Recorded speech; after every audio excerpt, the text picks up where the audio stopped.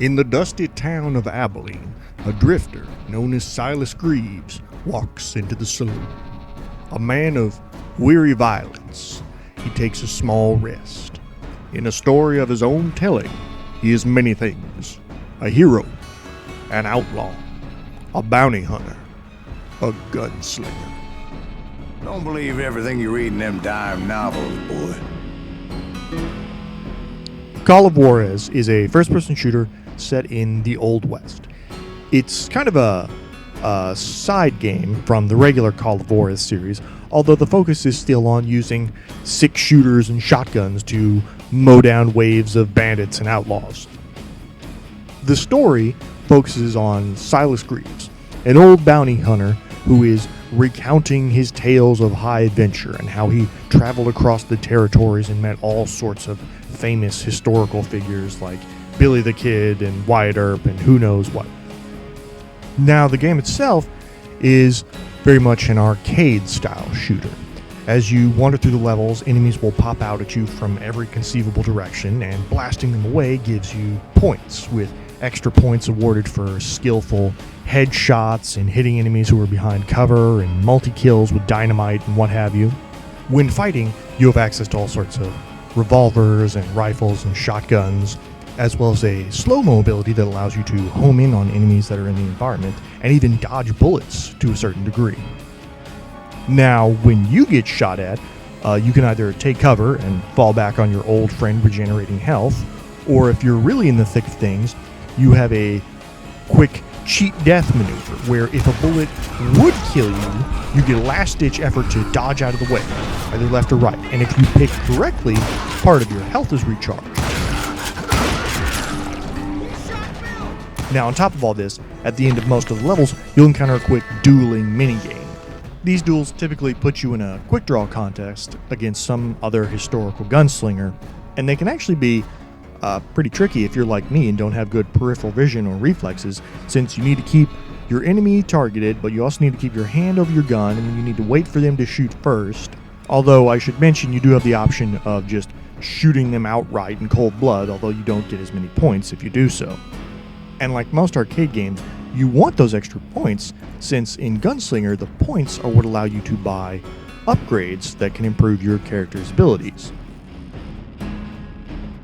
When you do get an upgrade, you'll be able to pick a new skill from 3 different trees that are divided into close, medium, and long-range fighting, whatever your preference is, and you'll find yourself getting more ammo, or more damage for specific weapons, or maybe even a shiny new gun. Now, on the game's plus side, it's all very well put together. The shooting and movement all feels very appropriate and responsive. There's an acceptable number of enemy types. There's a pretty good variety of levels. They're not the most detailed levels in the world, that's true, but they do a good job of coloring and shading them so they have some distinction from one another. On the whole, I have to say that I like the aesthetics of the game just in general. It's got a certain vibrancy that you don't see in a lot of Old West games. The game also has a pretty clever way of integrating their story and level design. Since you are playing through a story as it is being told by Silas Greaves, every now and then something exceptional or untoward will happen, and Silas will backtrack and say, "Oh wait, nope, didn't happen that way," and then the game will rewind and something different will happen.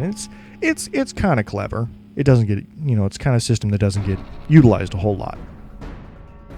On the con side, there are a few items. None of them particularly outstanding, but enough to still be detrimental.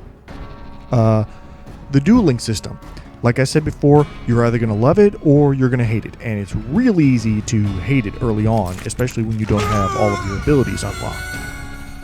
Even outside of the duels, some of the bosses are just bullet sponges and don't really test your skill other than how effectively you can use cover in the environment. Also, the cheat death ability, while cool, can be kind of hard to take advantage of, considering that when you take damage, your screen starts to desaturate and get these tears in it as a way to indicate that you've been injured. It's a neat effect, but it doesn't combine well with what they're trying to do.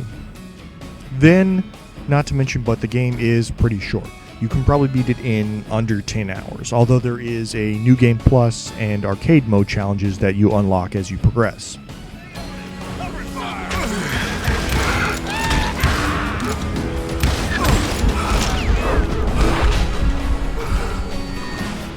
Overall, Call of Juarez is good for what it is. And I know how that kind of sounds, but it's an arcade-style shooter set in the Old West. It's fun, and it doesn't overstay its welcome. I would still give it 3 out of 4 stars and say that it's great if you want a quick and dirty arcade-style shooter. If you want something longer and with more depth, there are plenty of those to choose from. Well, thanks for listening, partner. And remember, in the Old West, it's not about the truth, it's about the legend. I was just glad I had Deputy Bob's mean-ass shotgun. I bet you got some great stories. A couple. Any of them true? Jack, be nice. A few.